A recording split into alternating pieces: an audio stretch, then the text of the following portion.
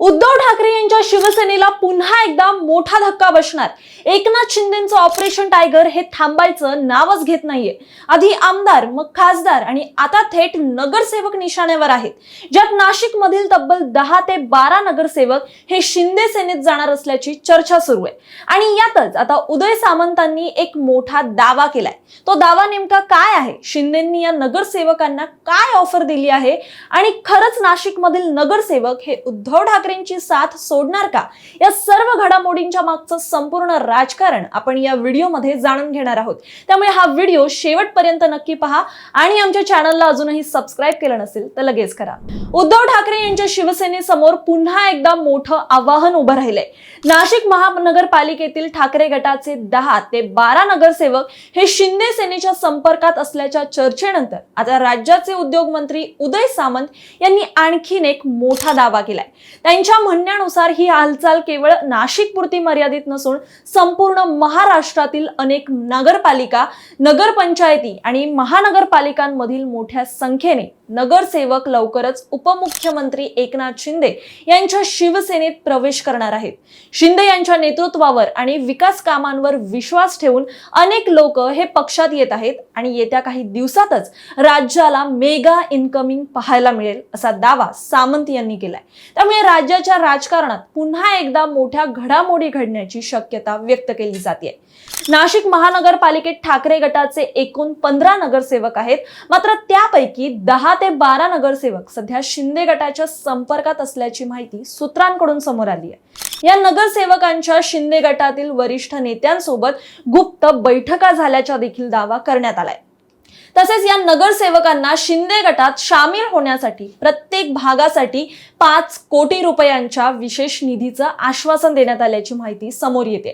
त्यामुळे आता नाशिक महानगरपालिकेतील राजकीय समीकरणं ही आता बदलण्याची शक्यता दिसून येते।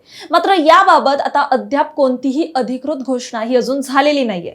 याच पार्श्वभूमीवर उदय सामंत यांनी सांगितलंय की आगामी काळात केवळ नाशिकच नाही तर संपूर्ण महाराष्ट्रातील अनेक नगरपालिका, नगरपंचायती आणि महानगरपालिकांमधील नगरसेवक शिंदे सेनेत प्रवेश करतील। त्यामुळे लवकरच राज्यात मोठ्या प्रमाणावर मेगा इन्कमिंग पाहायला मिळेल असं आश्वासन त्यांनी व्यक्त केलंय। नाशिक महानगरपालिकाच नाही तर महाराष्ट्रातल्या अनेक नगरपालिका, नगरपंचायत आणि महानगरपालिकेचे नगरसेवक हे माननीय एकनाथ शिंदे साहेबांच्या नेतृत्वाखालच्या शिवसेनेमध्ये येऊ पाहत आहेत।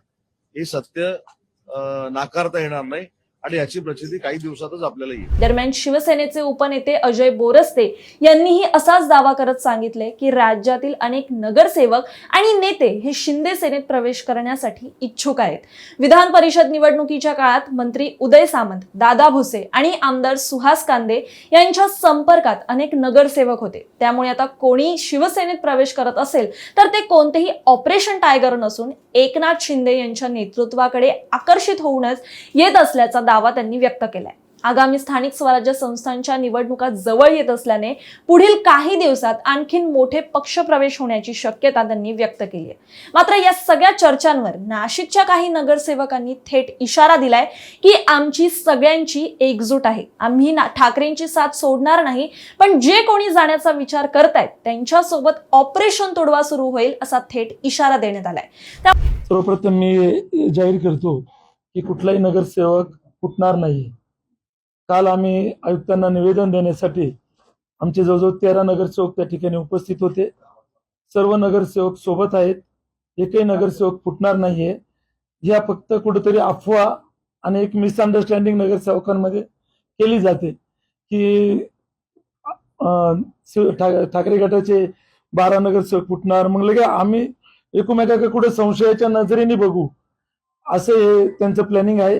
कुठलाही नगरसेवक फुटणार नाही आणि शिंदे गटात जाणार नाही। जे महाराष्ट्रामध्ये खासदार फुटले आणि त्यानंतर खासदार तुडवा हे आंदोलन सुरू झालं तर निश्चित नाशिकमध्ये त्याचे कुठेतरी पडसाद उमटताना दिसतील की या ठिकाणी जे कोणी नगरसेवक फुटतील त्यांना देखील मतदार तुडवल्याशिवाय राहणार नाही।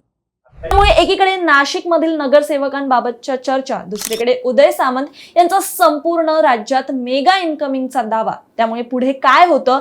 हे नगरसेवक शिंदेच्या शिवसेनेत जाणार का? का मग त्या आधीच उद्धव ठाकरेंचा पक्ष ऑपरेशन तुडवा सुरू करणार किंवा होणार? तुम्हाला काय वाटतं या सगळ्याबाबत कमेंटमध्ये आम्हाला नक्की सांगा.